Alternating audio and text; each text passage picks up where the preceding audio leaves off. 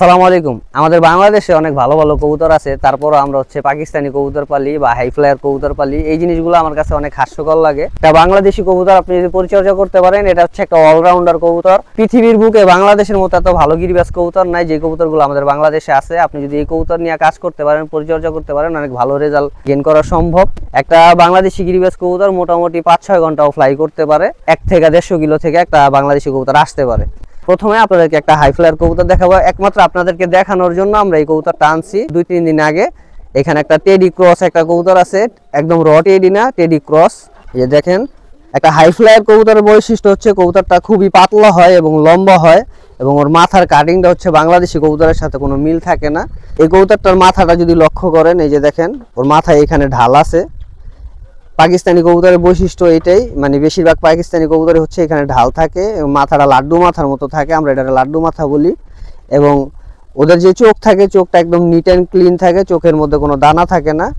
মানে আমার কাছে এই কবুতরটা দেখতে একদমই বাজে লাগে। আমি এই কবুতর কখনো পালি নাই। এই কবুতরটা আমার হাতের কবুতরটা 5-6 ঘন্টা ফ্লাই করা আছে, যেহেতু এটা ক্রস কবুতর। যদি একদম র ব্রিডের টেডি কবুতর হইতো তাহলে এই কবুতরটা অনেক ভালো ফ্লাই করতো আরো। আর এটা যদি আরো ভালো পরিচর্যা করা যায় তাহলে দেখা গেছে 6-7 ঘন্টাও ফ্লাই করতে পারবে। আচ্ছা, এই কবুতরগুলো অপছন্দ করার পিছনে মোস্ট অফ দেম কারণ হচ্ছে এই কবুতরগুলো হচ্ছে প্রতিবন্ধী কবুতর বলি আমরা। যারা আবার মানে ঢাকায় গিরিবাজ কবুতর পালক আছেন তারা সবসময় এই টেডি কবুতরের প্রতিবন্ধী কবুতর বলে। এছাড়া তারপরে 35 কাসুরি, তারপর হচ্ছে আপনার শাহজাহানপুরি, সাহারানপুরি, এই কবুতর আমরা কখনো পালি না।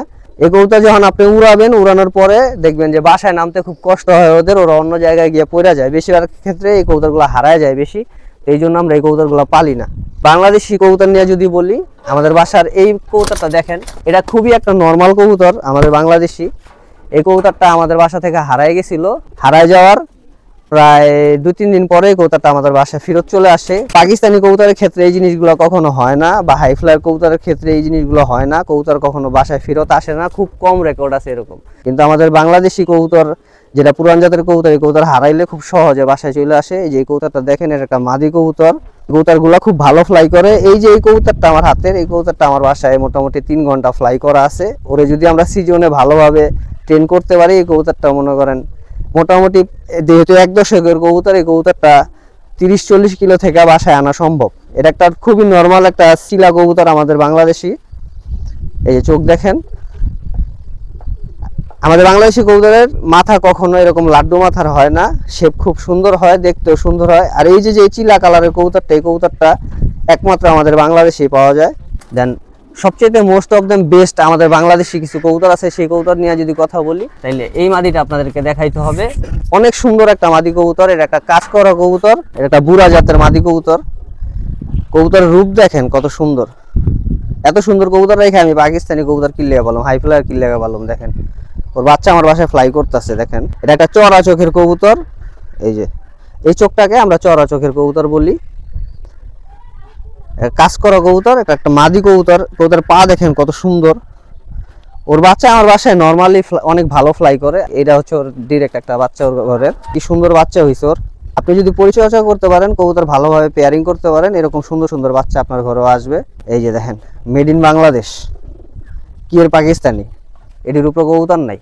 170 টাকা দেওয়া কবুতর কিনছি, আঙ্গ বাংলাদেশি কবুতর উড়া ফাড়া লেবো বাসায়। আর 8 ঘন্টা 10 ঘন্টা ফ্লাই দিয়ে কি করবো? কবুতর সকালে উড়াবো, 2 ঘন্টা উড়বো, দেখে মন ভরবো, কবুতর বন্ধ করে থেকে যাবো। এই যে দেখেন চোখ দেখেন কবুতরের,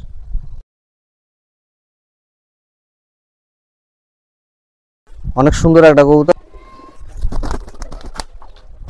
এরপরে আমি আমার সিনবাদ জেনারেশনের কিছু কবুতর আপনাদেরকে দেখাবো। এখানে খাঁচায় রাখা আছে। এগুলা ওর জেনারেশন হচ্ছে 75 থেকে হোম ব্যাক করা।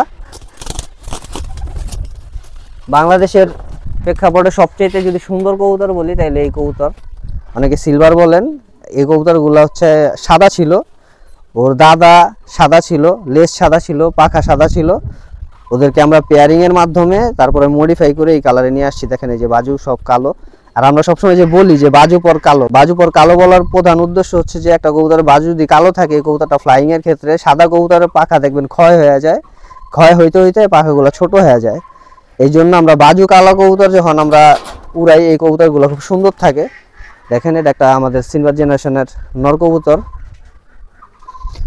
বাংলাদেশি কবুতর সবচেয়ে বেশি হচ্ছে ছটফট বেশি করে, যদি একটা ভালো জাতের কবুতর হয়, এই কবুতরটা আপনি কখনো হাতে ধরে রাখতে পারবেন না। এই কবুতরটা মল্টিং করতেছে, যখন মল্টিং কমপ্লিট হবে এই কবুতরটা মাশাআল্লাহ দেখবেন আরো সুন্দর হবে, অনেক সুন্দর হবে।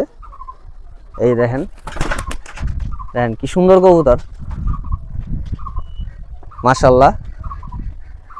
দেন এখানে ওর সাথে পেয়ার করা আমার সিলভার জেনারেশনের একটা মাদি আছে, বাবা মা ঘুরানো এগুলার, এই জন্য আমরা পেয়ার করছি। যেহেতু আমার জেনারেশনটা আস্তে আস্তে ডেভেলপ করার চিন্তা আছে।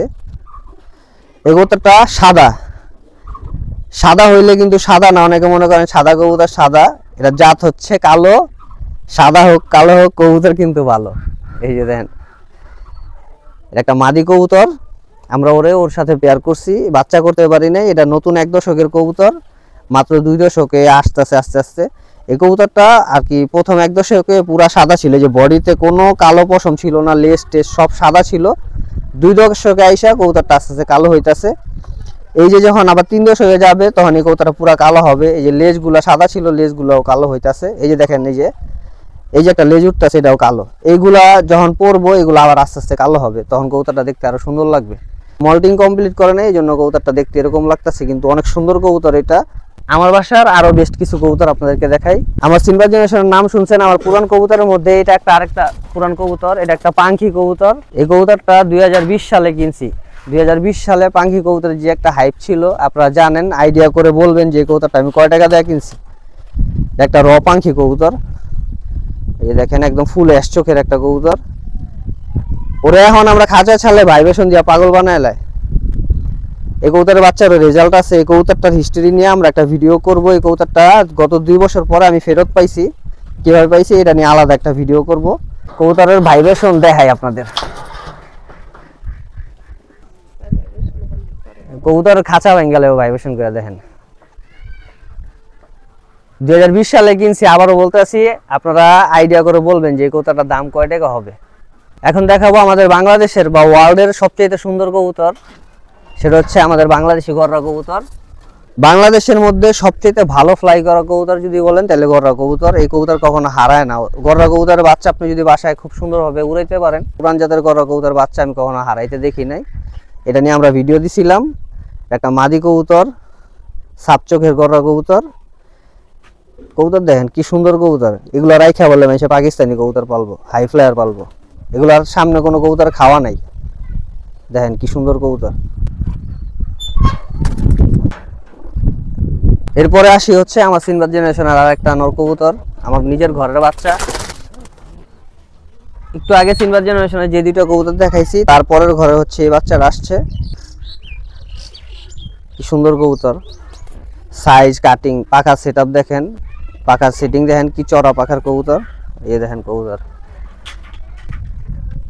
মাশাআল্লাহ, দেখলে মন শান্তি হয়ে যায় কবুতর। তার চেয়ে বড় কথা হইতাছে এটি অলরাউন্ডার কবুতর। এই কবুতর বাসার উপরে 5 ঘন্টা ফ্লাই করা সম্ভব, পাশাপাশি হচ্ছে আপনার অনেক দূর থেকে ছাড়লে এগুলা বাসায় আসে।